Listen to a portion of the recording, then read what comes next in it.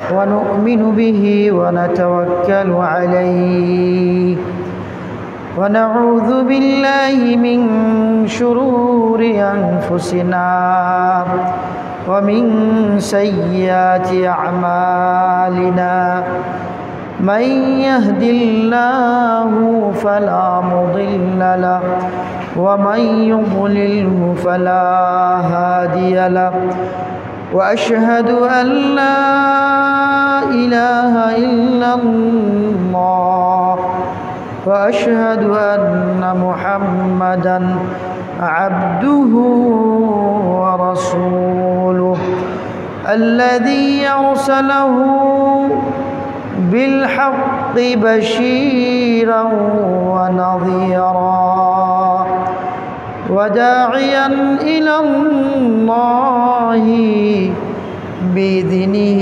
سراجا وقمرا منيرا وبعد فإن أصدق الحديث كتاب الله وأحسن الهدي هدي محمد صلى الله تعالى عليه وسلم وشر الأمور محدثاتها وكل محدثة بدعة وكل بدعة ضلالة وكل ضلالة في النار. وبعد فقد قال الله تبارك وتعالى في كلامه المجيد وفرقانه الحميد قل إن صلاتي ونسكي ومحياي ومماتي لله رب العالمين. وقال تعالى فصل لربك وانحر. وقال النبي صلى الله تعالى عليه وسلم ما من أيام العمل الصالح فيها أحب إلى الله من هذه الأيام. قالوا يا رسول الله ولا الجهاد في سبيل الله؟ قال ولا الجهاد في سبيل الله إلا رجل خرج بنفسه وماله فلم يرجع أو كما قال عليه الصلاة والسلام. সমস্ত প্রশংসা, সমস্ত গুণগান, সমস্ত তারিফ একমাত্র আল্লাহ তাবারক ওয়া তাআলার জন্য, যিনি লা শারীক, যার রাজত্বে কার অংশীদার নেই, যিনি অন্তিম পৃথিবীর প্রারম্ভ থেকে সকল প্রবুদ্রোহীকে খর্ব করে অকুণ্ঠ মুস্তফা আহমদি মুজতবা মুহাম্মদুর রাসূলুল্লাহ সাল্লাল্লাহু আলাইহি ওয়াসাল্লামের উপর। সম্মানিত উপস্থিতি, মহাগ্রন্থ আল কোরআন থেকে দুইখানা আয়াতে কারিমা এবং নবী সাল্লাল্লাহু আলাইহি ওয়াসাল্লামের পুত পবিত্র জবান থেকে একখানা হাদিস পাঠ করেছি। এর আঙ্গিকে কিছু কথা বলবো বিইজনিল্লাহি তাআলা ওয়া তৌফিকি। সম্মানিত মুসাল্লিয়ানে کرام, সম্মানিত হয়েছেন আল মদিনা মসজিদ। আল্লাহ রাব্বুল আলামিন আপনাদের এই মসজিদকে যেন কিয়ামত পর্যন্ত কবুল করেন, আল্লাহুম্মা আমিন। আজকে এই খুতবার সংক্ষিপ্ত আলোচনা হবে, যেহেতু কুরবানি সমাগত। কুরবানি অনেক মাসাইল আছে যেগুলি আমরা বছরের পর বছর খুতবা শুনলেও ওইভাবে আমরা মনে রাখার চেষ্টা করি নাই। যেইভাবে মনে রাখলে আমার মালিক, আমার রব, আমার সৃষ্টিকর্তা গুরুত্বপূর্ণ একটি ইবাদত সন্তুষ্ট হবেন, গুরুত্বপূর্ণ একটি ইবাদতে সন্তুষ্ট হবেন। আমার টাকা আছে, আমার পয়সা আছে, আমি কুরবানি করে দিলাম, এটা মূল লক্ষ্য নয়। মূল লক্ষ্য হলো আল্লাহ রাব্বুল আলামিনের সন্তুষ্টি অর্জন করা। যার কোটি কোটি টাকা নেই, যিনি অঢেল সম্পদের মালিক নন, তিনি কি তাহলে আল্লাহর সন্তুষ্টি অর্জন করতে পারবেন না? অবশ্যই পারবেন। তাহলে বেশি টাকার কারণেও যদি আল্লাহর সন্তুষ্টি অর্জন করতে সক্ষম না হয়, ওই সম্পদ দিয়ে কিছু কাজে আসবে না। যাই হোক, আপনারা জানেন এমন একটি সময় অতিবাহিত হচ্ছে, এখন পৃথিবীর মুসলমান যারা আল্লাহর ঘর প্রদক্ষিণ করতে যান, নিয়ত করেন, তারা এই মুহূর্তে বাইতুল্লাহর আশপাশে অবস্থান করছে। গুরুত্বপূর্ণ একটি ইবাদত, যেটি আল্লাহর নবী সাল্লাল্লাহু আলাইহি ওয়াসাল্লাম বলেছেন, জীবনে একবার হলেও যিনি সামর্থ্যবান, তার জন্য সে আল্লাহর ঘর বাইতুল্লাহ প্রদক্ষিণ করা এটা ফরজ, অব্লিগেটরি, করতেই হবে। যেমন সালাত আদায় করা ফরজ, যাকাত আদায় করা ফরজ, কালিমা পড়া ফরজ, তেমনি এই হজ আদায় করা সক্ষমতা থাকলে সেটাও কি ফরজ। আল্লাহ রাব্বুল আলামিন বলেছেন, ওয়া তিম্মুল হাজ্জা ওয়াল উমরাতা লিল্লাহ। হে পৃথিবীর মানুষ, তোমরা জেনে রাখো, ওয়া তিম্মুল হাজ্জা ওয়াল উমরাতা লিল্লাহ। এখান থেকে উলামায়ে কেরাম বলেছেন, এই আয়াত থেকে হজ এবং উমরা স্বতন্ত্রভাবে, একসাথে নয়, স্বতন্ত্রভাবে আলাদা আলাদাভাবে যদি টাকা থাকে তাহলে আদায় করা কি ফরজ। আল্লাহ রাব্বুল আলামিন আয়াতে বুঝিয়েছেন, এমনটি মুসলিম মনীষীগণ মুফাসসিরিন কিরাম বুঝিয়েছেন। আল্লাহর নবী সাল্লাল্লাহু আলাইহি ওয়াসাল্লাম বিশুদ্ধ হাদিসে এসেছে, আল্লাহর নবী সাল্লাল্লাহু আলাইহি সাল্লাম বলেছেন, প্রত্যেকটি মুসলিমের উপরে যে সমস্ত জিনিস বা বিধানগুলি ফরজ, তার মধ্যে 5টি স্তম্ভের কথা আল্লাহর নবী বলেছেন, যেটিকে আমরা কি বলি? ইসলামের রুকুন, স্তম্ভ, আরকানুল ইসলাম। আপনারা জানেন জিবরাইল আলাইহিস সালাতু ওয়াস সালাম, জিবরাইল আলাইহিস সালামকে আল্লাহর নবী জিবরাইল আলাইহিস সালাম আল্লাহর নবীকে প্রশ্ন করেছিলেন, ইয়া মুহাম্মদ আখবিরনি আনিল ইসলাম। হে মুহাম্মদ, আপনি আমাকে ইসলাম সম্পর্কে অবহিত করুন। ইসলাম কি? আমি দাবি করি মুসলমান। কোন জিনিসগুলি আপনার মধ্যে আমার মধ্যে থাকলে আমি দাবি করতে পারবো আমি মুসলিম? কোন জিনিসগুলি থাকলে ইসলাম দাবি করা যাবে? আল্লাহর নবী সাল্লাল্লাহু আলাইহি ওয়াসাল্লামকে জিবরাইল আলাইহিস সালাম বললেন, ইয়া মুহাম্মদ আখবিরনি আনিল ইসলাম। হে মুহাম্মদ সাল্লাল্লাহু আলাইহি সাল্লাম, আপনি ইসলাম সম্পর্কে আমাকে অভিহিত করুন। আল্লাহর নবী সাল্লাল্লাহু আলাইহি সাল্লাম বললেন, আল ইসলাম আন তাশহাদু আল্লা ইলাহা ইল্লাল্লাহ ওয়া আন্না মুহাম্মাদুর রাসূলুল্লাহ ওয়া ইকামিস সালাহ ওয়া ইতাইজ যাকাত ওয়া সাওমি রমাদান ওয়া হজ্জিল বাইত মান ইসতাতা ইলাইহি সাবিলা। আল্লাহর নবী বললেন, আল্লাহ ছাড়া সত্য কোনো মাবুদ নেই, নবী মুহাম্মদ সাল্লাল্লাহু আলাইহি ওয়াসাল্লাম আল্লাহর প্রিয় রাসূল, এ কথার সাক্ষ্য দেওয়া। 2টি সাক্ষ্য মিলে একটি রুকুন। আল্লাহর নবীর সাক্ষ্য এবং আল্লাহ রাব্বুল আলামিনের সাক্ষ্যদান, 2টি মিলে একটি রুকুন। একটিকে যদি পালন করেন, আরেকটিকে পালন না করেন, তাহলে আপনার রুকুন পালন করা হলো না। তো এটি হলো একটি রুকুন। 2 নম্বর হলো সালাত, 3 নম্বর যাকাত, 4 নম্বর সিয়াম সাধনা, 5 নম্বরে হলো হজ, যার সক্ষমতা আছে। আমি সেই কথাই বলছিলাম, মুসলমানদের একটি বিশাল অংশ তারা আল্লাহর ঘর প্রদক্ষিণ করার জন্য কোথায়? আল্লাহর গৃহের পাশে অবস্থান করছে, বাইতুল্লাহ প্রদক্ষিণ করার জন্য তারা গিয়েছে। আমি একটি হাদিসে পড়েছি যে আল্লাহর নবী সাল্লাল্লাহু আলাইহি ওয়াসাল্লাম বলেছেন, মা মিন আইয়ামিন আল আমালুস সালিহু ফিহা, পৃথিবীতে এমন কোনো দিন নেই যে দিনগুলি এই দিনগুলির মতো মর্যাদাপূর্ণ হবে, সম্মানযোগ্য হবে। সেই দিনগুলি হলো আইয়ামুল আশর, জিলহজ মাসের প্রথম 10 দিন। জিলহজ মাসের প্রথম 10 দিনের 10ম দিনেই হলো কুরবানি। আমি এই জায়গাতে পৌঁছতে চাচ্ছিলাম।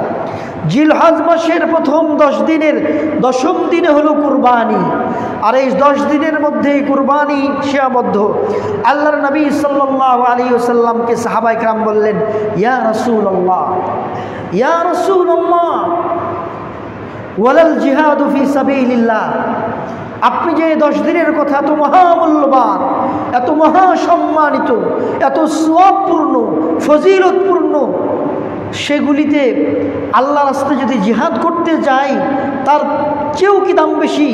আল্লাহ রাসূল বললেন, ওয়াল জিহাদু ফি সাবিলিল্লাহ, আল্লাহর পথে যদি জিহাদও করে তারপর ওই দিনগুলির সমান আল্লাহর পথে জিহাদ করা সমতুল্য, বা ওই দিনগুলির সমান হবে না জিহাদ করা। আল্লাহর নবী বললেন, একমাত্র ওই ব্যক্তি ছাড়া, ইল্লা রাজুলুন খারাজা বিনাফসিহি ওয়া মালি, একমাত্র সেই ব্যক্তি যে তার সম্পদ, তার নফস নিয়ে বের হয়ে গেছে, ফালাম ইয়ারজি, তারপর আর ফিরে আসে নাই, অর্থাৎ একেবারে শহীদ হয়ে গেছেন, সেই ব্যক্তির কথা ভিন্ন।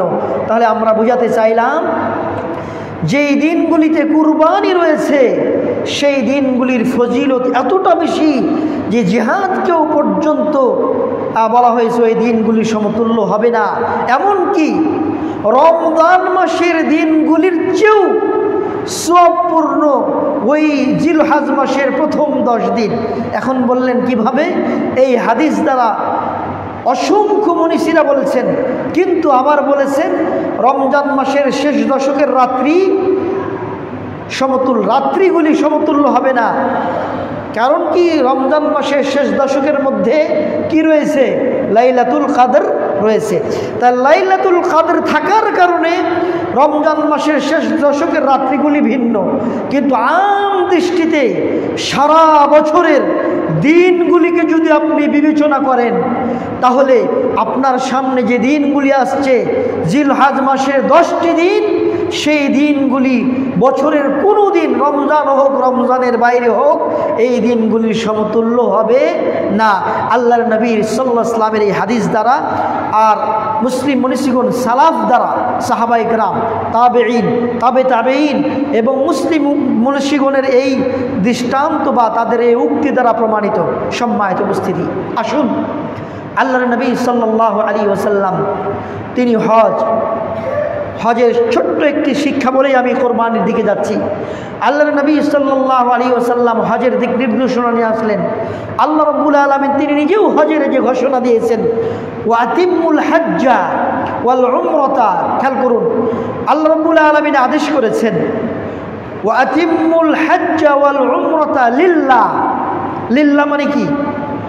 আল্লাহর জন্য, আল্লাহর জন্য। এখান থেকে তাওহীদ শিক্ষা।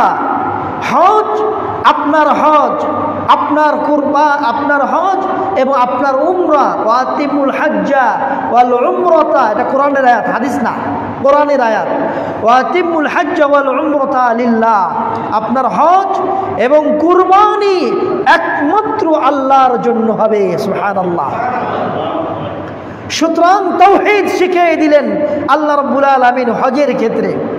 আপনি বলবেন ইসলামের প্রথম রুকুনই তাওহীদ, শাহাদাতু আল্লা ইলাহা ইল্লাল্লাহ ওয়া আন্না মুহাম্মাদার রাসূলুল্লাহ, আল্লাহর সাক্ষ্য দেওয়া। দেখেন, তারপরে সালাত, সালাতের মধ্যে পুরোটাই আবার কি আল্লাহু আকবার বলে শুরু করছেন। তাওহীদ, আল্লাহু আকবার, তাওহীদ। তারপরে আপনি দেখেন যাকাত, যাকাতের প্রতিপাদ্য বিষয় হলো আপনি যদি আল্লাহর জন্য, আল্লাহর সন্তুষ্টির জন্য আদায় না করেন তাহলে সেটাও বাতিল। সিয়াম, সিয়ামের মধ্যে বড় একটি কাজ হলো আল্লাহ বলেছেন যে ওয়ানা আসাউমু লি, এটা আমার জন্য, ওয়ানা জিবিহি, এর প্রতিদান আমি আল্লাহ দিব। তাহলে অন্য কোনো মানুষের জন্য সিয়াম করা হচ্ছে না, আল্লাহর জন্য। প্রত্যেকটা ইবাদতে তাওহীদ জড়িত। আমি যেটি বলছিলাম কোরবানির সাথে আমি মিলাতে চাচ্ছি। আল্লাহ রাব্বুল আলামিন হজের ক্ষেত্রে যখন আসলেন, আল্লাহ বলে দিলেন ওয়া আতিমুল হজ্জা ওয়াল উমরাতা লিল্লাহ, হজ এবং উমরা আল্লাহর জন্য। এখান থেকে শিক্ষা তাওহীদ, যে আপনার কোনো ইবাদত তাওহীদ ছাড়া নয়, কোনো ইবাদত তাওহীদ ছাড়া নয়। সেই জন্য পুরো হজের ইবাদতের মধ্যে, সফরের মধ্যে আপনার যখন আপনি ইহরামের কাপড় পরছেন, শুরু করবেন তালবিয়া দিয়ে। সেটা কি? লব্বাইক আল্লাহুম্মা লব্বাইক লব্বাইক লা শারীকা লাকা লব্বাইক ইন্নাল হামদা ওয়ান নি'মাতা লাকা ওয়াল মুলক। এই যে এই তালবিয়াগুলি প্রত্যেকটার মধ্যে তাওহীদ, প্রত্যেকটা শব্দে তাওহীদ। লব্বাইক আল্লাহুম্মা লব্বাইক, হে আল্লাহ আমি প্রস্তুত। লব্বাইক আল্লাহুম্মা লব্বাইক, হে আল্লাহ আমি হাজির, আমি প্রস্তুত আপনার শানে, আপনার সান্নিধ্যে, আপনার সন্তুষ্টি অর্জনে আমি প্রস্তুত। দেখেন, বাইতুল্লাহকে দেখা পর্যন্ত আপনি এই তালবিয়া পড়তেই থাকবেন, পড়তেই থাকবেন।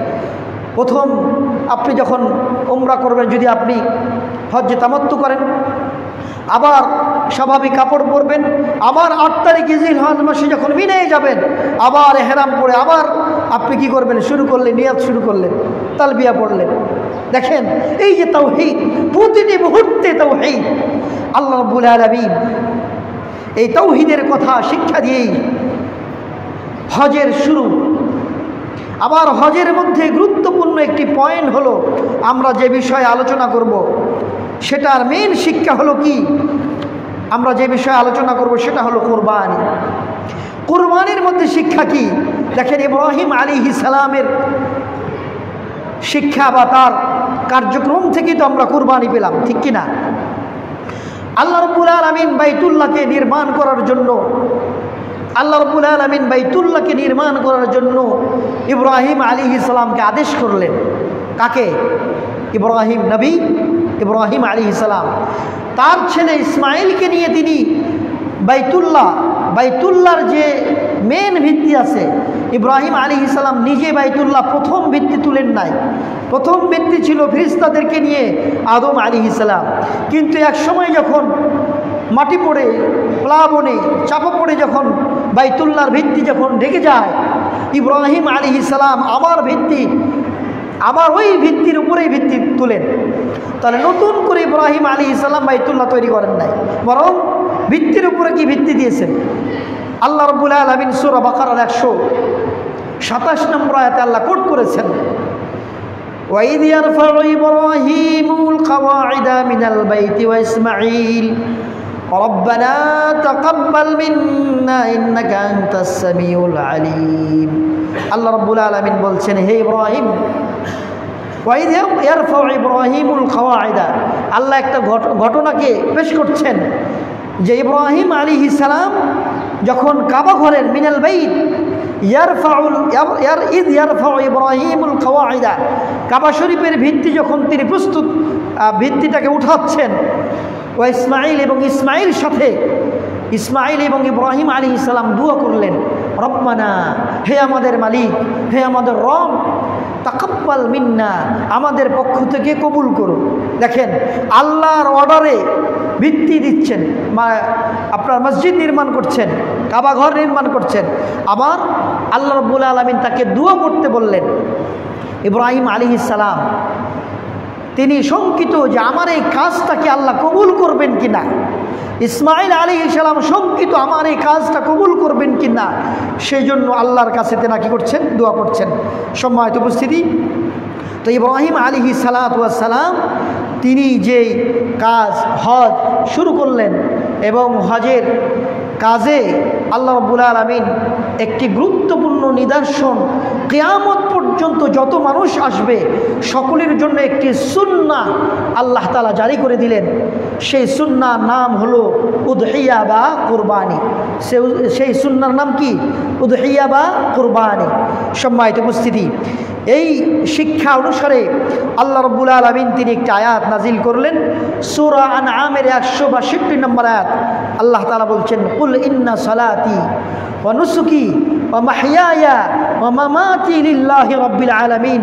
হে নবী, আপনি বলে দিন, হে নবী মুহাম্মদ আপনি বলে দিন, ইন্না সালাতি, আমার সালাত, ওয়া নুসুকি, আমার কুরবানি, ওয়া মাহইয়ায়া, আমার জীবন, ওয়া মামাতি, আমার মৃত্যু, 4টি জিনিস উল্লেখিত হয়েছে।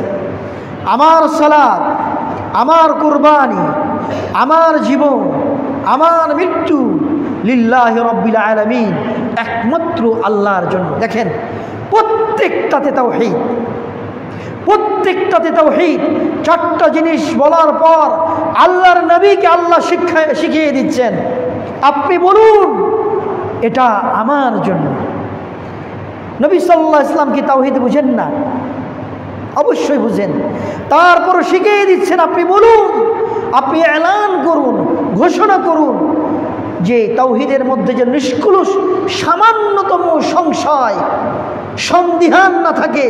আল্লাহর নবীকে আদেশ করছেন আল্লাহ, কুল, আপনি বলে দিন, ইন্না সলাতি ওয়া নুসুকি ওয়া মাহইয়ায়া ওয়া মামাতি লিল্লাহি রাব্বিল আলামিন, একমাত্র আমার জন্য, বিশ্বজাহানের প্রতিপালকের জন্য।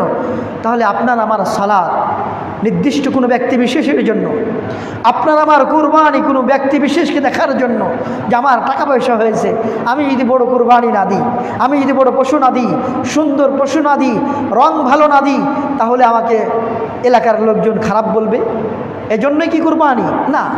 আল্লাহ তাআলা অন্যত্র বলছেন, লা ইয়ানালাল্লাহু লুহুমুহা ওয়ালা দিমাউহা ওয়ালাকিন ইয়ানালুহুত তাকওয়া মিনকুম।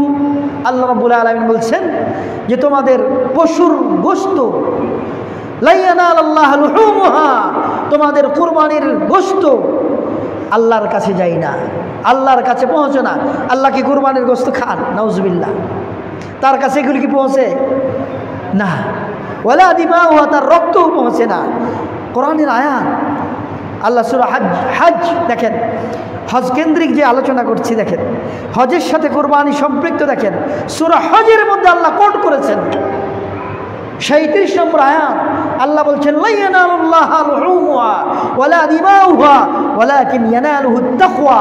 3 নম্বরটা বলছে, গোশতও পৌঁছে না, রক্তও পৌঁছে না, কিন্তু আমাদের অন্তরের যে চাহিদা, অন্তরের যে চিহ্ন, যেই কারণে আপনি আল্লাহর সন্তুষ্টির উদ্দেশ্যে যেটা কুরবানি করছেন, সেটাই মূলত আল্লাহর কাছে যায়। ওয়ালাকিন ইয়ানালুহুত তাকওয়া, কোন ভয়ে আমি কুরবানি করছি, কার জন্য কুরবানি করছি, এটা কার? আল্লাহর জন্য, সেটাই মূলত পৌঁছবে। ক্লিয়ার?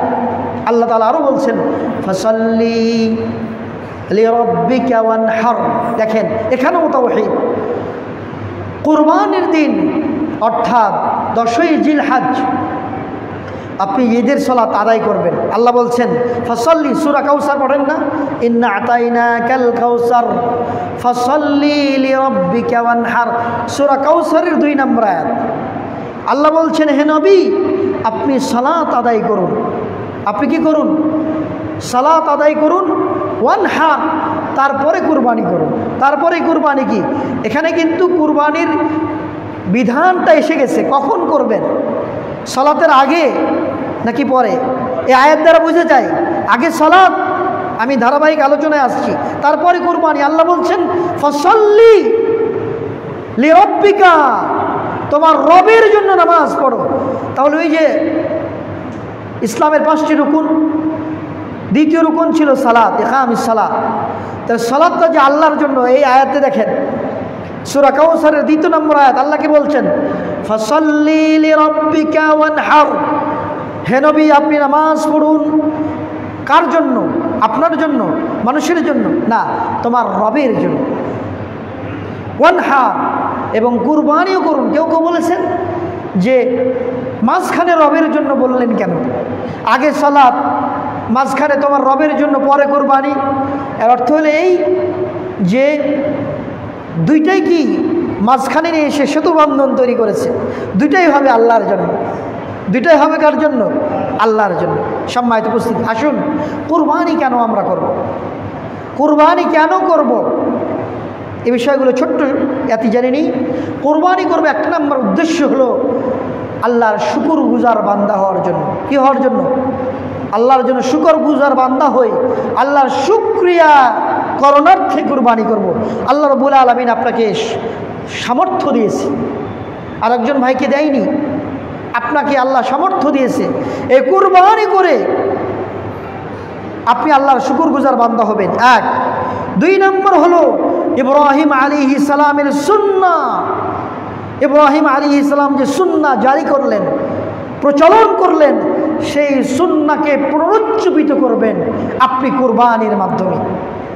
পৃথিবীর ইতিহাসে এমন কোনো বাবা আজ পর্যন্ত হয়নি ইব্রাহিম আলাইহিস সালাম ছাড়া, যে তার কলিজার টুকরাকে কুরবান করে দেওয়ার জন্য ইব্রাহিম আলাইহিস সালাম যেভাবে প্রস্তুত হয়েছিলেন, আর কোনো মানুষকে, আল্লাহর কোনো বান্দাকে এইভাবে বলেন নাই যে আপনার সন্তানকে, হে বান্দা তোমার সন্তানকে তুমি কুরবানি দাও।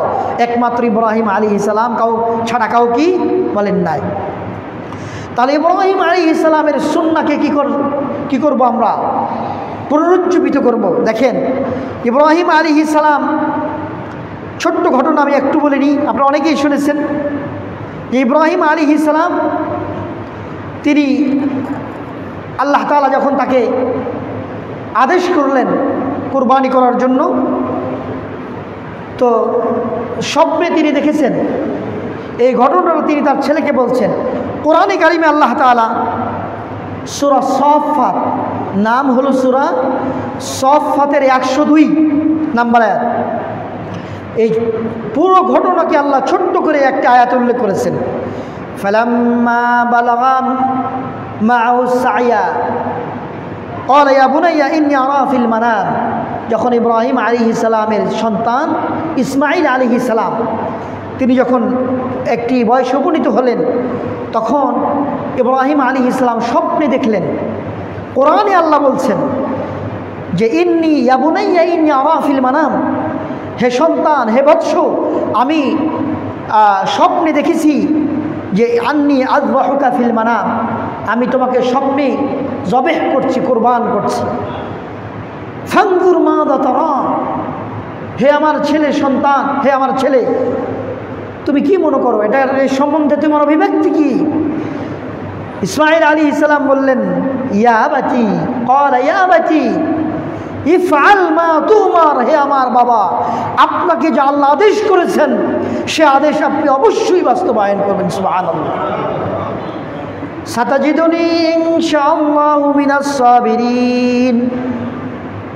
এবং ইসমাঈল আলাইহিস সালাম বললেন অবশ্যই আপনি আমাকে ধৈর্য ধারণকারীদের মধ্যে পেয়ে যাবেন।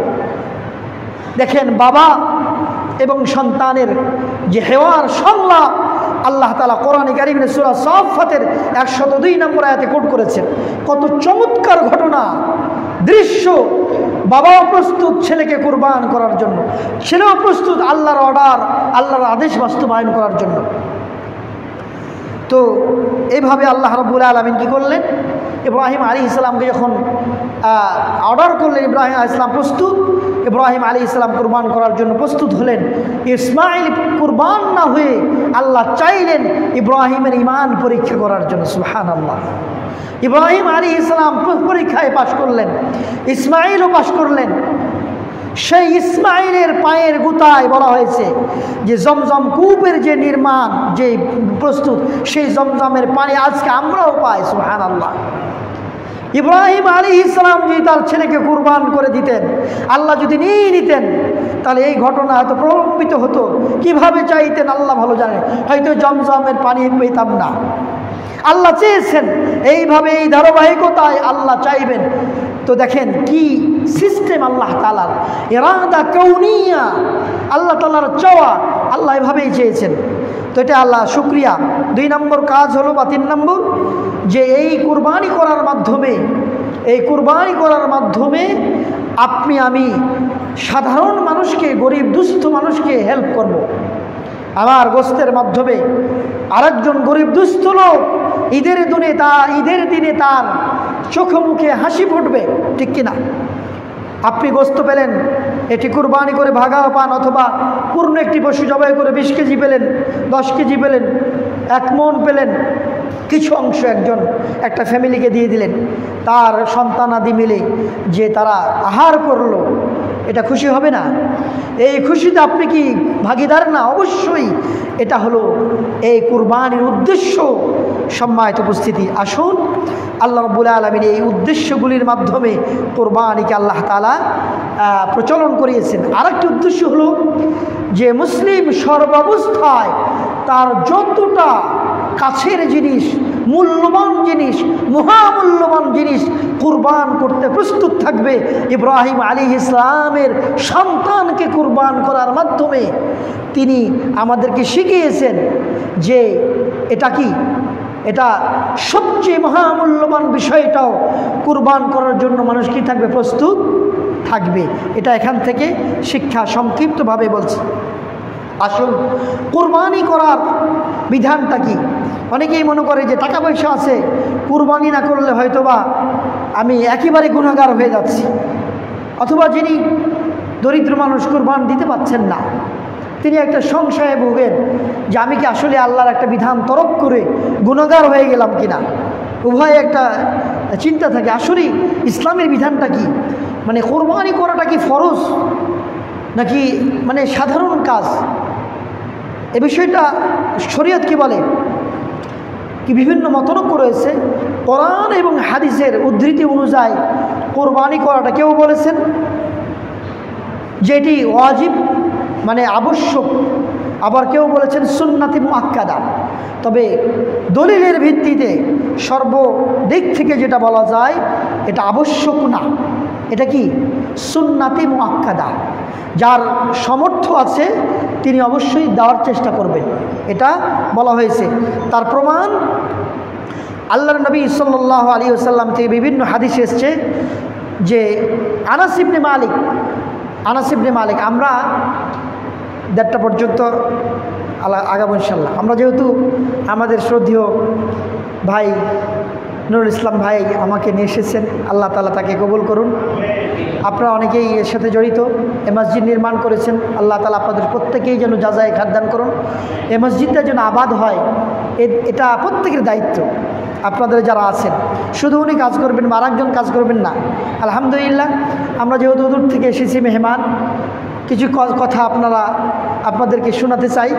আশা করছি যে 12:30 থেকে 1:30 পর্যন্ত আমরা চালাবো ইনশাআল্লাহ। আরও সময় কিছু আছে, আশা করছি আপনারা ধৈর্য ধারণ করবেন ইনশাআল্লাহ। কিছু গুরুত্বপূর্ণ মাসআলা ছোট্ট ছোট্ট করে আমরা আলোচনা করবো ইনশাআল্লাহ। আনাস ইবনে মালিক রাদিয়াল্লাহু তাআলা আনহু আল্লাহর নবী সাল্লাল্লাহু আলাইহি ওয়াসাল্লামের সাহাবী। আর আরেকটা বড় পরিচয়, আল্লাহর নবীর 10 বছর খাদেম ছিলেন আনাস ইবনে মালিক। উনি নিজে বর্ণনা করছেন 10 বছরে আল্লাহর নবীর অনেক কুরবানি দেখেছেন না, নিজের ঘরের মানুষ খাদেম ছিলেন। তো উনি বলছেন দেখেন কি সিস্টেমে কুরবানি এবং হুকুমটা কি এখানে চলে আসছে। আল্লাহর নবী সাল্লাল্লাহু আলাইহি ওয়াসাল্লাম বলছেন, আল্লাহর নবী সাহাবী বলছেন, দহান নবী সাল্লাল্লাহু আলাইহি ওয়াসাল্লাম বিকাবশাইনি আমলাহাইনি আকরানাইনি যাবাহাহুমা বিয়াদিহি ওয়াসাম্মা ওয়া কাব্বারা। আল্লাহর নবী সাল্লাল্লাহু আলাইহি ওয়াসাল্লাম দুইটি সাদা কালো বড় শিং বিশিষ্ট দুম্বা কুরবানি করলেন, মানে ভেড়া। সৌদি আরবে যারা গেছেন, উমরা করেছেন, যে ভেড়াগুলিকেই দুম্বা বলা হয়। অনেকেই অস্ট্রেলিয়ান যেগুলি পিছনে একটা আলাদা গোস্ত বেড়ে থাকে, এগুলিকে অনেক সময় আমরা দুম্বা বিশাল কিছু মনে করি আর কি। যাই হোক, তাহলে এগুলির চেয়েও আমাদের দেশে যেটা খাসি, এগুলির দাম কিন্তু বেশি। তো যাই হোক, আল্লাহর নবী সাল্লাল্লাহু আলাইহি ওয়াসাল্লাম তিনি কুরবানি করলেন দুইটি সাদা কালো বড় শিং বিশিষ্ট দুম্বা কুরবানি করলেন। তিনি উভয়টা নিজ হাতে জবাই করেছেন। এখানে অনেকগুলি মাসলা একটা হাদিসে, প্রথমত সাদা হোক কালো হোক সবগুলি কুরবানির বিষয় হাদিসে পাওয়া যাচ্ছে। শিংওয়ালা যদি পায় আলহামদুলিল্লাহ সৌন্দর্য ফুটে উঠবে। তারপরে আল্লাহর নবী সাল্লাল্লাহু আলাইহি ওয়াসাল্লাম নিজ হাতে জবাই করলেন বিয়াদিহি। আপনার কুরবানি আপনি যদি নিজ হাতে জবাই করেন আলহামদুলিল্লাহ, ওই ইমাম মসজিদের ইমামকে ডেকে নিয়ে সে একজনই জবাই করবে এটা বিষয় না। আপনি বিসমিল্লাহ আল্লাহু আকবার বলতে পারেন, আপনি নিজে জবাই করবেন, এটা মাসআলা। করতে পারলে ভালো, নিজের পশুটা আপনি করলেন, অন্য করলেও সমস্যা নেই। তারপরে হাদিসে এসছে যে ওয়াসাম্মা ওয়া কাব্বারা, আল্লাহ রাসূল বিসমিল্লাহ পড়লেন এবং আল্লাহু আকবার বললেন। ওয়াদা রিজলাহু আলা সাফাহিমা, এবং আল্লাহ নবী সাল্লাল্লাহু আলাইহি ওয়াসাল্লাম উভয়টার গর্দানে পা রেখে জবাই করেছেন। এখান থেকে মাসলা হলো, পশুতে কুরবানি পশুতে পা রেখে জবাই করা যায়, আল্লাহর নবী নিজে করেছেন। অনেকে মনে করে যা পবিত্র জিনিসের উপর পা রেখেছেন, যদি সেটাকে ধরতে হয়, চেপে ধরতে হয় তো ধরা যাবে, এটার বৈধতা আছে। আচ্ছা, আরেকটি হাদিস হলো আল্লাহ রাসূল সাল্লাল্লাহু আলাইহি ওয়াসাল্লাম বলেছেন ওয়ারাদা ইজা, যখন 10 দিন জিলহজ মাসের প্রথম 10 দিন প্রবেশ করবেন, জিলকেদা মাসের পরে যে হিজরির 12তম মাস, সেই মাসে যখন প্রবেশ করবেন, আরাদা আহাদুকুম ইদাহি, আপনাদের বা তোমাদের কেউ যদি মানে কোরবানি করতে চায়, সেজন্য তার চুল এবং নখ না কাটে। তাহলে যিনি কুরবানি করবেন তিনি তার মাথার চুল অথবা মানে মোছক অন্য কিছু হোক সে যেন না কাটে এবং নখও যেন না কাটে। এটা সুন্নাত কাজ, এগুলি এটি করলে কি বেশি সওয়াব পাওয়া যায়। এখানে একটি বিষয় হলো আল্লাহর নবী বলছেন মান আরাদা, যে ব্যক্তি কুরবানি করতে চায়, তাহলে যদি ফরজ হতো তাহলে এটি আল্লাহ রাসূল এ কথা বলতেন না। তো যাদের সামর্থ্য আছে, আল্লাহর নবীর সাহাবাগণ বলেছেন তারা যেন উদ্বুদ্ধ হয়, ইচ্ছাকৃত ছেড়ে না দেয়। এখান থেকে হাদিস আবার বোঝা যায় না যে ইচ্ছাকৃতভাবে ছেড়ে দেবে, কথা যেন না হয়। সামর্থ্য থাকলে কি করবে? করবে। কারণ কুরবান ইব্রাহিম আলাইহিস সালামের সুন্নাহ, এটাকে পুনরুজ্জীবিত করা। সম্মানিত উপস্থিতি, কুরবানির পশুগুলো কেমন হবে? কুরবানির পশুগুলো কেমন হবে? অনেকেই মানে নিজ ইচ্ছায় নিজের মতো করে চিন্তা করেন, হোক বা না হোক নিজের মতো করে চিন্তা করেন। শরীয়ত একটি নির্ধারিত একটা অপশন রয়েছে। আল্লাহর নবী সাহাবী বারা ইবনে আযিব রাদিয়াল্লাহু তাআলা আনহুকে জিজ্ঞাসা করেছেন একজন তাবেঈ উবাইদ ইবনে ফাইরুজ, যে আল্লাহর নবী কোন পশুগুলা জবেহ করতে নিষেধ করেছেন? আল্লাহর নবী কোন পশুগুলা কুরবানির জন্য জবেহ করতে নিষেধ করেছেন? তাহলে বাকিগুলা জবেহ করা যাবে।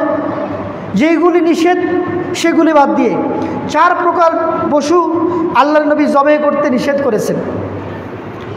আল্লাহর নবী সাল্লাল্লাহু আলাইহি ওয়াসাল্লামের সাহাবী বলছেন যে আল্লাহর নবী একদিন মসজিদ নববীতে দাঁড়িয়ে গেলেন, দাঁড়িয়ে গিয়ে কিছু আলোচনা করলেন। তারপরে তিনি বললেন আরবাউন লা তুজ্জা, যে 4 প্রকার পশু কুরবানি করা বৈধ নেই। 1 নম্বর আল আওরা আল বাইয়ুন আওরুহা, যেই পশু অন্ধ, যার অন্ধত্ব সুস্পষ্ট। আপনি পশুর সামনে, চোখের সামনে হাত নিয়ে যাচ্ছেন, ও তাকিয়ে রয়েছে, তাহলে তো অন্ধ। পশুর চোখের সামনে হাত দিয়েছেন বা কোনো কিছু মানে তুলে ধরছেন, কিন্তু তাকিয়ে রয়েছে, মানে কি দেখতে পাই না, স্পষ্ট মানে অন্ধ, সেটা কুরবানি চলবে না। 2 নম্বর আল মারিদা, যেই পশু রোগাক্রান্ত, মানে এত রোগী যে বুঝাই যাচ্ছে হাড়গুলি মানে গোস্তগুলি হাড়ের সাথে লেগে গেছে, মানে বোঝা যায় রোগা। যদি বোঝা যায় একেবারে রোগা, কুরবানি হবে না। কুরবানি কার জন্য? আল্লাহর সন্তুষ্টির জন্য। তাহলে তো আল্লাহর সন্তুষ্টির জন্য করবেন, এত রোগাক্রান্ত কেন? 3 নম্বর আল আরজা আল বাইয়িনু আরজুহা, যেই মানে খোড়া, এমন খোড়া যে পঙ্গুত্ব স্পষ্ট, অথবা আল কাসির। 4 নম্বর হল আতঙ্কি, যেই পশু আহত হয়ে গেছে, যে পশু আহত, যার কোনো পা ভেঙে গেছে বা কোনো অংশ ভেঙে গেছে, তাহলে এই 4 প্রকার পশু কি করা যাবে না? কুরবানি করা যাবে না। আল্লাহর নবী সাল্লাল্লাহু আলাইহি সাল্লাম এভাবে স্পষ্ট বলেছে।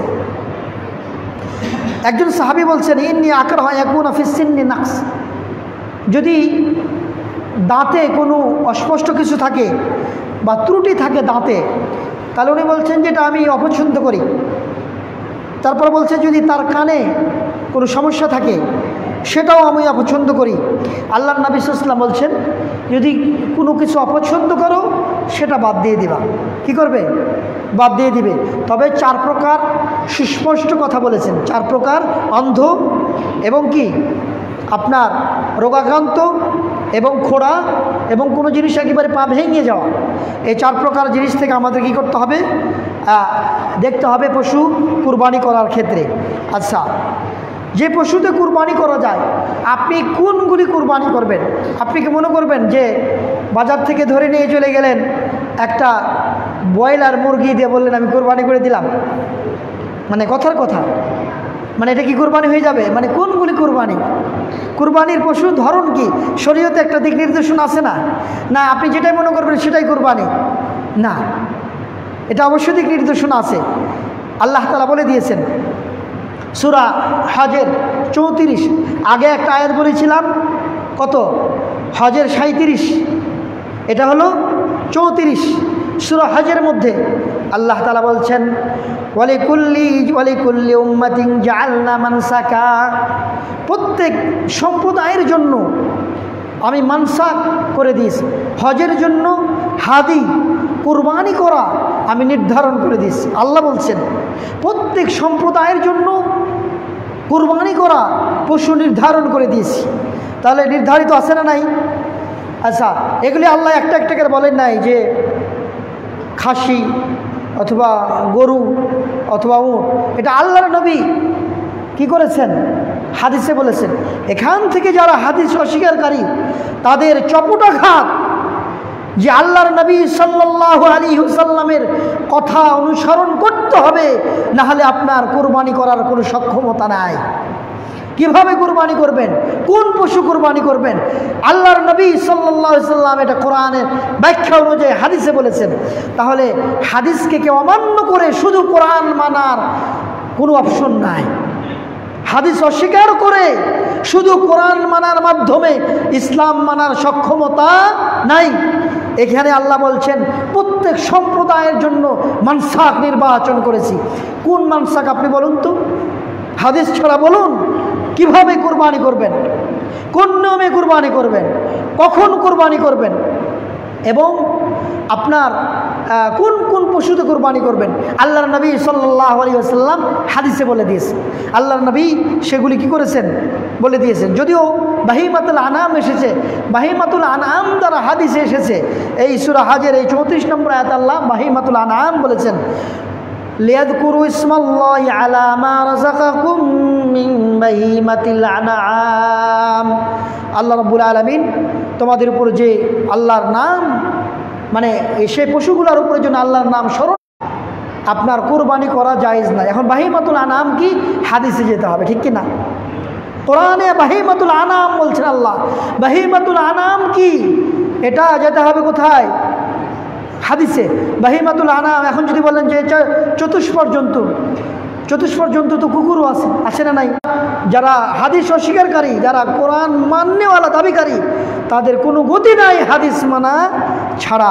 সম্মানিত উপস্থিতি, আসুন আল্লাহর নবী সাল্লাল্লাহু আলাইহি ওয়াসাল্লাম এবং অন্যান্য সাহাবা ইকরাম মাধ্যমে বোঝা যায় যে আপনাকে আমাকে অবশ্যই মানতে হবে কুরবানিতে শরিক হওয়া। কুরবানির শরিক হওয়ার মাসলা বাংলাদেশে বহু বছর ধরে পক্ষে বিপক্ষে আছে। কে বলছে ভাই কুরবানি অংশ মানে ভাগে কুরবানি জায়েজ, কে বলছে জায়েজ না। কিছু ভাই কিছু আলেমের পক্ষ নিয়ে বলছে যে না, কুরবানি ভাগে যারা দেয় তাদেরকে ভৎসনা করে। আবার যারা বিভিন্নভাবে চলছে, মানে আসলে দিক নির্দেশনা কি?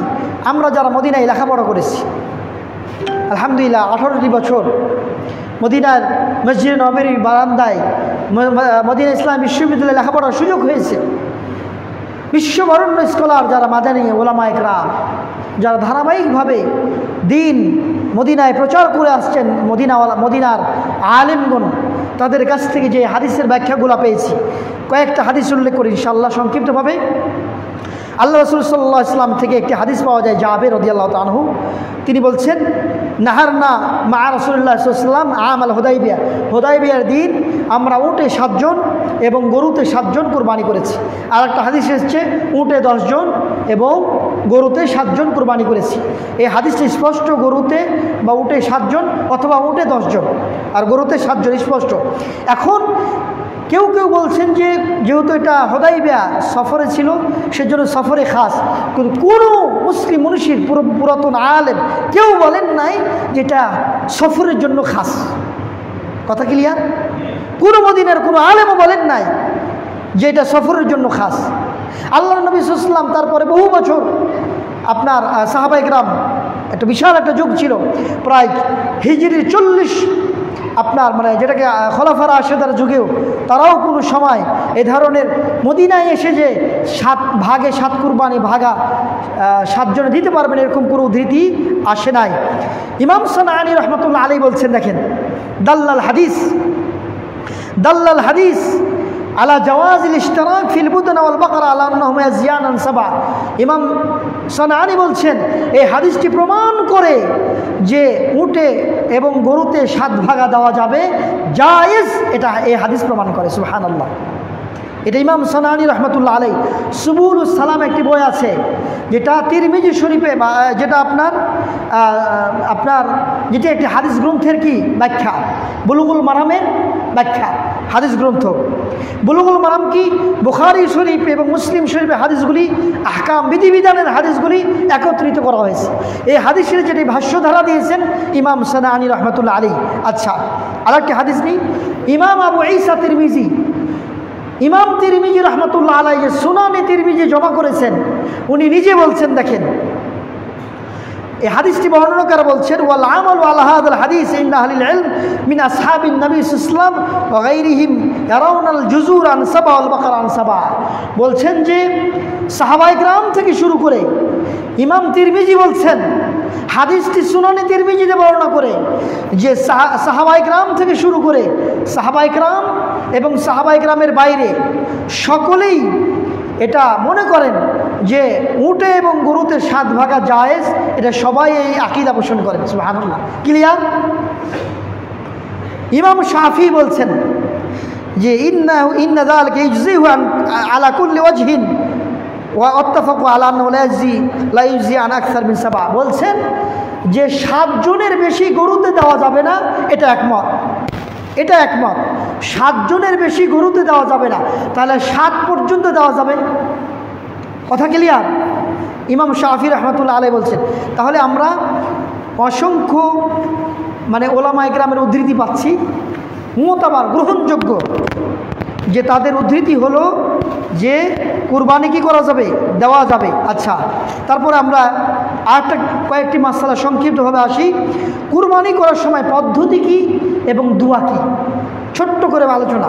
কুরবানি কোন পদ্ধতিতে করবেন এবং দোয়া করবেন কি? অনেকে আছে না, বিসমিল্লাহু আকবার, বিসমিল্লাহু আকবার বলার পর আর কিছু দোয়া আছে কি না। প্রথম পদ্ধতি হলো কিভাবে কুরবানি করবেন। প্রথম নিয়ম হলো আপনি কুরবানির পশুটাকে জবাই করবেন, এটাকে আগে ধার দিয়ে নেবেন। আল্লাহর নবী অসংখ্য হাদিস আমি নোট করেছি, সময় নেই। একটা হাদিস হলো আয়েশা রাদিয়াল্লাহু তাআলা আনহাকে আল্লাহর নবী বলছেন, তার স্ত্রীকে বলছেন, আয়েশা তুমি কুরবানির পশুটা যে জবাই করার জন্য যে সিকিন ছুরি আছে সেটাকে পাথরে ধার দাও। আল্লাহর নবীর স্ত্রীকে ধার দিতে বলেছেন। অনেকগুলি মাসআলা এখানে। স্বামী স্ত্রীর সম্পর্ক, সুবহানাল্লাহ, স্বামী স্ত্রীর সম্পর্ক, স্ত্রীকে কাজে লাগাইছেন যে তুমি এই ছুরিটা ধার দাও পাথরে, আমি কুরবানি করবো। আল্লাহু আকবার। স্বামী স্ত্রীর মানে কি ধরনের সম্পর্ক হওয়া উচিত বাড়ির কাজে। স্ত্রীকে পাথরে ধার দিতে বললেন, হাদিসটা দেখেন, ইশহাদিহা বিহাজার, হাজার মানে পাথর, পাথরে এই মানে ধারালো মানে কি বলে ছুরিটা ধার দাও। তারপরে বললেন যে আল্লাহ নবী দুম্বাটাকে ফেলাই দিয়ে তিনি জবাই করলেন এবং বললেন, বিসমিল্লাহি আল্লাহুম্মা বিসমি আল্লাহুম্মা তাকাব্বাল মিন মুহাম্মদ ওয়া আলি মুহাম্মদ ওয়া মিন উম্মতি মুহাম্মদ। আল্লাহু আকবার। আপনার আমার জন্য আল্লাহর নবীর কি অনুপ্রেরণা। আল্লাহু আকবার। উনি বলছেন যে হে আল্লাহ তুমি কবুল করো আমার মুহাম্মদের পক্ষ থেকে, মুহাম্মদের পরিবারের পক্ষ থেকে, মুহাম্মদের উম্মতের পক্ষ থেকে। আল্লাহু আকবার। মুহাম্মদের পক্ষ থেকে, মুহাম্মদের পরিবারের পক্ষ থেকে, মুহাম্মদের উম্মতের পক্ষ থেকে, আমাদের পক্ষ থেকে আল্লাহ নবী কী করেছেন? কুরবানি করেছেন। আল্লাহু আকবার। আল্লাহ নবী একটা হাদিসে বলেছেন কুরবানি করার সময় ওই বা জবে করার সময় ওই ধার দিতে হবে। আরেকটা হাদিস হলো কুরবানি করার সময় কুরবানির পশুর সামনে আপনি ওই ধার দিবেন না, স্পষ্ট হাদিস। কুরবানি যেই আপনার অস্ত্র দিয়ে করবেন, সেটা ছুরি হোক আর অন্য কোনো জিনিস হোক, সেটা কুরবানি পশুর সামনে ধার দিবেন না। এটা হাদিসে কি আসছে? নিষেধ এসছে। এটা আল্লাহ নবী সাল্লাল্লাহু আলাইহি ওয়াসাল্লামের স্পষ্ট হাদিস। ইমাম আলবানী রহমতুল্লাহ সহিহ বলেছেন, মুস্তাদরাক হাকিমের হাদিস। আন্না রাসূলুল্লাহ সাল্লাল্লাহু আলাইহি ওয়াসাল্লাম বা আল্লাহ নবী বললেন, আন্না রাজুলান আউজা শাআতান। আল্লাহ নবী সাল্লাল্লাহু আলাইহি ওয়াসাল্লাম বর্ণনা করছেন যে একজন ব্যক্তি কোনো একজন তার ছাগলটাকে শুয়ে দিচ্ছেন, শুয়ে দিয়ে ধার দিচ্ছেন। আল্লাহর নবী নিষেধ করলেন, না এটা করা যাবে না, তুমি আগে ধার দাওনি কেন? তো এই জিনিসটা খেয়াল রাখতে হবে। আচ্ছা, এবং বাম কাত, পশুর বাম কাতে শুয়ে দিবেন, পশুর বাম কাতে শুয়ে দিয়ে কেবলামুখী করবেন, দিয়ে কী করবেন? জবাই করবেন।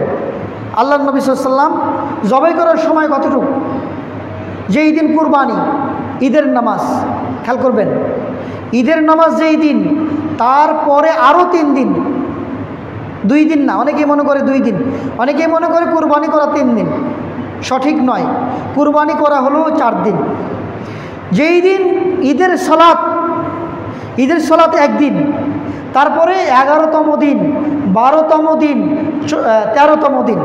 তার প্রমাণ হলো আইয়ামুত তাশরিক বলা হয় 3 দিনকে, ঈদের দিন বাদ দিয়ে। হাদি আসার মানে 11তম দিন হাজিরা মিনাই, 12তম দিন হাজিরা মিনাই, 12তম দিন হাজিরা মাগরিবের আগে চলে যেতে পারে মক্কায়, অথবা থাকতে পারেন। মাগরিব হয়ে গেলে 13তম দিন থাকতে হবে, তাহলে 13তম দিন মাগরিবের আগ পর্যন্ত কুরবানি করতে পারেন।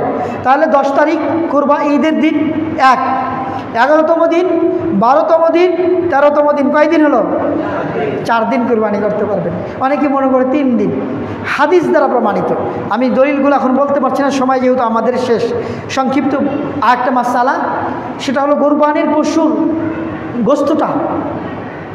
আপনি অনেকেই চিন্তায় থাকেন আসলে এক টুকরা বেশি হয়ে গেল খাওয়া কি না, 1 টুকরা বেশি হয়ে গেল মেহমানকে দেওয়া কি না, এরকম চিন্তায় থাকেন যে অস্থিরতায় ভোগেন, আমি কি বেশি আমানতের খেয়ানত করে ফেললাম কি না।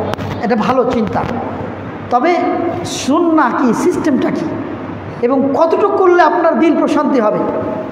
কোরআন কি বলে দেখেন, আল্লাহ তাআলা বলছেন সূরা হজ, আবারও সূরা হজের 28 নম্বর আয়াত, ফাকুলু মিনহা ওয়াতইমুল বাইসাল ফাকির। আল্লাহ বলছেন তোমরা খাও, কুরবানির পশু থেকে খাও, ওয়াতইমুল বাইসাল ফাকির, এবং যারা দুস্থ অভাবগ্রস্ত তাদেরকে দাও। দুস্থ অভাবগ্রস্ত, দুস্থ আপনার বাড়ির পাশের মানুষটা অভাবগ্রস্ত এবং আপনার গরিব মানুষ, কিন্তু চাইতে আসবে না, হয়তোবা চাইতে আসবে না, কারণ পড়োশি লজ্জা পাচ্ছে, লজ্জা পায়, চাইতে আসবে না, কুরবানি দিতে পারেন নাই, আপনি নিজের থেকে দিয়ে আসুন। আল্লাহ তাআলার বিধানের অন্তর্ভুক্ত। আল্লাহর নবী বলেছেন কুলু ওয়াদাখিরু ওয়া তাসাদ্দাকু, তোমরা খাও, কিছু রাখো, কিছু কি করো? সাদকা করো। তাহলে 3টা ভাগ পেলাম, আয়াতে 2টি পেলাম। আব্দুল্লাহ ইবনে মাসউদ বলছেন, সাহাবী, উনি বলছেন 3 ভাগের 1 ভাগ খাও, 1 ভাগ আত্মীয় স্বজনকে দাও, 1 ভাগ ফকির মিসকিনকে দাও। কার কথা? সাহাবীর কথা। তাহলে 3টি ভাগ পেলাম, আয়াতে 2টি ভাগ পেলাম। আল্লাহ রাসূলের একটি হাদিস, ইবনে আব্বাস, ইতুম আহলি বাইতিহি সুলুস, তার পরিবার পরিজনকে 3 ভাগের 1 ভাগ, ফকির মিসকিনকে 1 ভাগ, এবং তার আত্মীয় স্বজনকে 1 ভাগ। কয় ভাগ পেলাম? 3 ভাগ পেলাম। আচ্ছা, এখন সংক্ষিপ্ত মাসালা হলো কি, কেউ যদি পুরো মাংসটা খেয়ে নেয় সেটাও জায়েজ। আল্লাহু আকবার। কুরবানির মাংসটা যদি পুরোটাও কেউ খেয়ে নেয় সেটাও জায়েজ। পুরো কুরবানির মাংসটাকে যদি পুরোটাই দিয়ে দেয় সেটাও জায়েজ। কেউ যদি অর্ধেক দেয়, অর্ধেক খায়, সেটাও জায়েজ। 3 ভাগ করলেও জায়েজ। তাহলে বিষয়টা হলো আয়াতে যেটা পাচ্ছি, কিছু খাও, কিছু দাও। ক্লিয়ার? মানে আপনি খেলেন, অন্যকে দিলেন, 3 ভাগ করেন, 2 ভাগ করেন, 5 ভাগ করেন, কোনো সমস্যা নেই। তবে কিছু খাওয়া, কিছু দেওয়া, 3 ভাগের সাথে কোনো সম্পৃক্ত নয়। অনেক মাসলা, অনেক উদ্ধৃতি পেলাম, 3 ভাগ করাটা ভালো। কি পেলাম? ভালো। তাহলে সমস্যা নেই, আলহামদুলিল্লাহ। আমরা এই পর্যন্ত সর্বশেষ মাসআলা, কুরবানির যে চামড়া, কুরবানির যে আপনার পা, এগুলি বিক্রি করবেন কিনা, চামড়া বিক্রি করবেন কিনা, সম্পূর্ণ হারাম।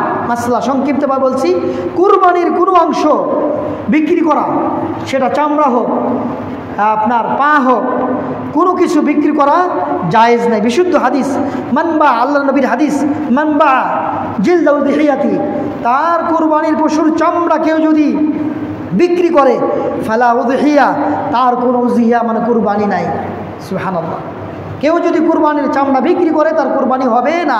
মুস্তাদরাক হাকিমে হাদিস, জগৎ বিখ্যাত ইমাম আলবানী বলছেন হাদিসটি বিশুদ্ধ। তাহলে আমরা অনেকগুলো মাসালা পেলাম।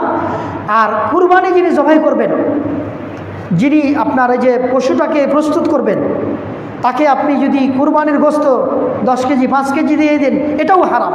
এটাও কি হারাম। কুরবানির কোনো অংশ কুরবানি প্রস্তুত করার কারণে আপনি তাকে দিতে পারবেন না, বরং তাকে অতিরিক্ত টাকা আপনার পকেট থেকে দিতে হবে, আপনাদের ভাগ থেকে কী করতে হবে, দিতে হবে। ওই গোশত থেকে দেওয়া যাবে না। এটি উদ্ধৃত মাসআলা। আমরা অনেক বিষয়, ছোটো ছোটো করে বিষয়, অনেকগুলো বিষয় আশা করছি আলোচনা করতে পেরেছি। আল্লাহ রাব্বুল আলামিন যেন আমাদের কুরবানিকে কবুল করেন, আল্লাহুম্মা আমিন। আপনি আমি যেন কুরবানির পশুটাকে সুন্দরভাবে আল্লাহর জন্য, আল্লাহর সন্তুষ্টির জন্য জবেহ করতে পারি, সেটা যেন আমরা খেয়াল করি। আল্লাহ রাব্বুল আলামিন আমাদের প্রত্যেকের টাকা খরচ করে যে কুরবানি করব, সেটা আল্লাহর সন্তুষ্টির জন্য, আত্মীয় স্বজনকে বা অন্যকে সামিল করবে উদ্দেশ্য হয়, বড়ত্ব করার জন্য নয়।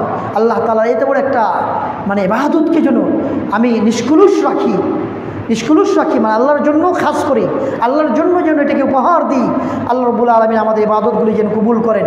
আমাদের প্রত্যেকটা ইবাদত যেন আল্লাহর সন্তুষ্টির জন্য হয়। আপনার এই মসজিদে দান খায়রাত করা, এই মসজিদকে আপনার একটি পর্যায়ে নিয়ে যাওয়া, এই মসজিদকে আবাদ করা, আপনার চলা ফিরা, আপনার জীবন যাপন করা, ইবাদত বندگی সব কিছু যেন আল্লাহর সন্তুষ্টির জন্য হয়। আল্লাহ তাআলা কবুল করেন। আমাদের আত্মীয় স্বজনকে, আমার সন্তান সন্ততি, প্রত্যেকের সন্তান সন্ততি, প্রত্যেকের ফ্যামিলিকে যেন ইসলামী নিয়ম কারণে চলার তৌফিক দান করেন। আমরা শুরুতেই তাওহীদের আলোচনা করেছি।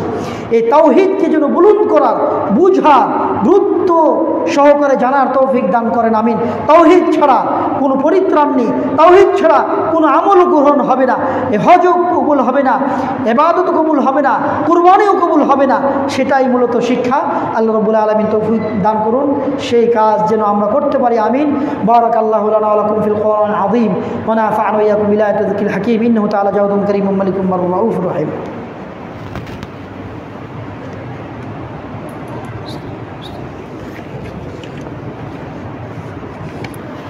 إن الحمد لله نحمده ونستعينه ونستغفره ونؤمن به ونتوكل عليه ونعوذ بالله من شرور أنفسنا ومن سيئات أعمالنا من يهده الله فلا مضل له ومن يضلله فلا هادي له وأشهد أن لا إله إلا الله وأشهد أن محمدا عبده ورسوله وبعد فقد قال الله تبارك وتعالى في كلامه المجيد فرقانه الحميد ربنا آتنا في الدنيا حسنة وفي الآخرة حسنة وقنا عذاب النار ربنا ظلمنا أنفسنا وإن لم تغفر لنا وترحمنا لنكونن من الخاسرين ربنا ظلمنا أنفسنا وإن لم تغفر لنا وترحمنا لنكونن من الخاسرين رب ارحمهما كما ربياني صغيرا سبحان ربك رب العزة عما يصفون